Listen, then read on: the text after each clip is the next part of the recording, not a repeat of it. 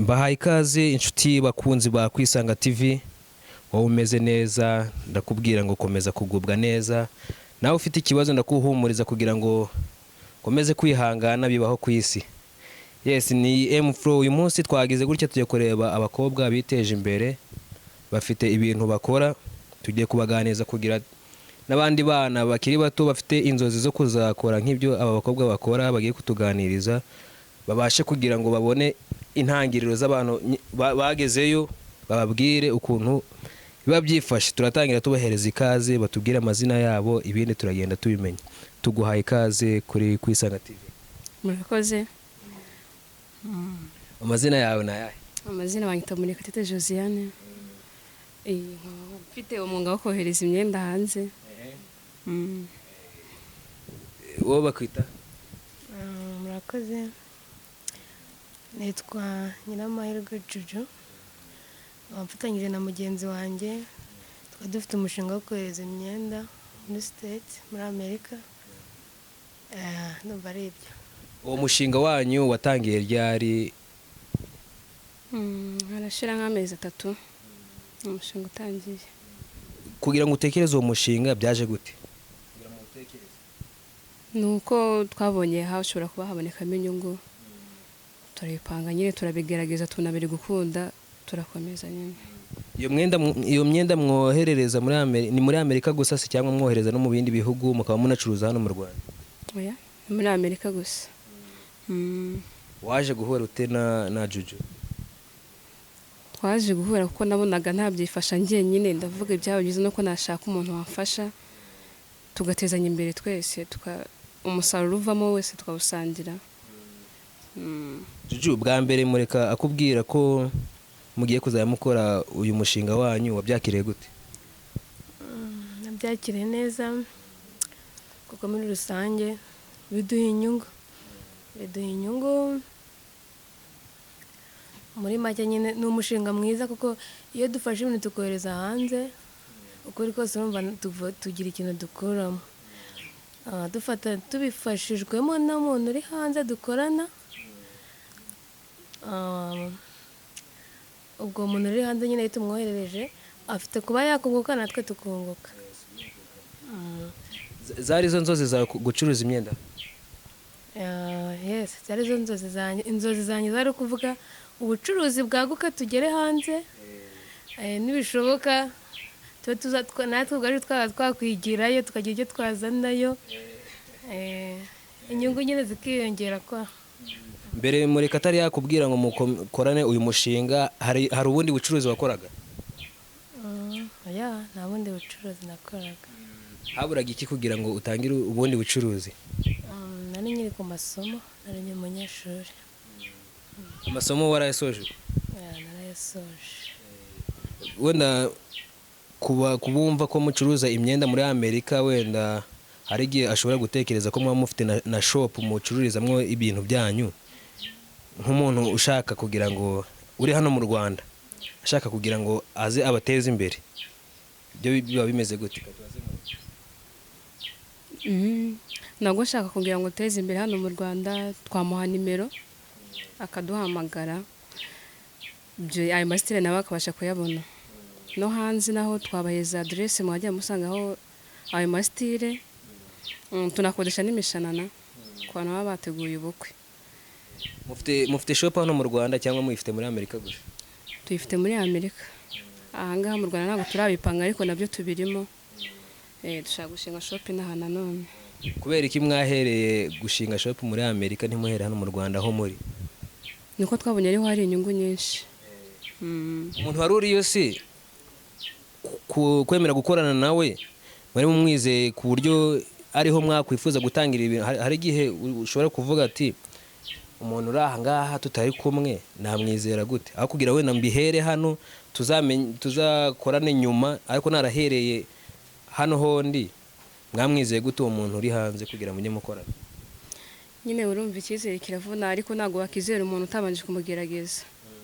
Twarabikoze tubona biri gukunda, tumva ko byaba byiza ko twakomezanya nawe. Wenda nk'umuntu uri muri Amerika uvuze ko ariho mufite shop, akaba yifuza nko kuza kubagurira imyenda cyangwa n'ibindi bintu no gukodesha iyo mishanana yabasanga he? twamuha nimero zo muntu dufatanya bamwita tumayinijire, tukamuha na aderesi y'ahantu abarizwa. Umuntu uri muri Amerika wifuza kugira ngo abateze imbere yabasanga kuri iyi aderesi? aderesi yacu wadusanga muri Amerika ni kuri 43 6 Division C cyangwa SE Grand Rapids ME 49,548. Iyo ni aderesi yacu hatubonera muri Amerika. Wenda gutyo byagorana kugira ngo umuntu abashe kuba yabyumva cyangwa abisobanukirwe, byaba byiza mutanze na nimero mukoresha kugira ngo babashe kuba bavugana namwe. Nimero ni +12 15 626 76 Harya ni mu yihe leta? Michigan. Ikindi buri wa gatandatu baba bafitiye imiziki. Birumvikana ko mukora ibintu byinshi bitandukanye bitari ibyo byo gucuruza imyenda, mufite n'ibindi bikorwa mukora cyane. Ibyo by'imiziki byo bikorwa gute?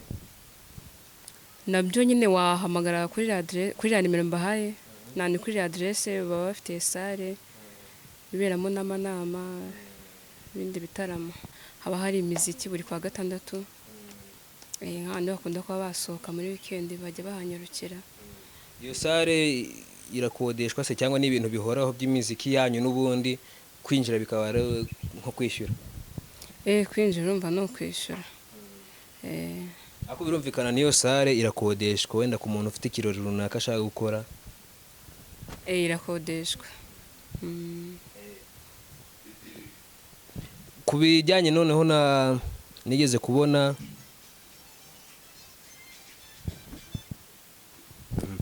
bibaho, ku bijyanye nigeze kubona mwateguye ibirori, ako mumanze mubwire n'abantu wenda iyo shop yanyu Kwisanga shop. Nigeze kubona ibintu bya Kwisanga fashion, ukuntu bateguye nk'ikirori, byo bimeze gute? Ni ibintu bigaruka buri gihe cyangwa ni ibintu byabaye rimwe gusa? Ntabwo biba rimwe, ni ibintu bitegurwa bikaba buri weekend, ubundi haba hari agashya tu. Harya wa muntu mwavuze mukorana uri muri Amerika yitwa Tumayinijire. Mwavuze aderesi yo muri Amerika, ukuntu babona imyenda, muvugana nimero zo muri Amerika. Se nk'umuntu wo mu Rwanda bashatse nko guhura namwe yababona gute? Ashaka nko kubahereza wenda nk'ibiraka n'ubundi aho mukorera muri Amerika yababona gute? Twamuha nimero yatubonera 0788 71 48 667. Zisubiremo 0788 71 48 667. None ngiye kubaha umwanya buri muntu abaze mugenzi w'ikibazo dusoze.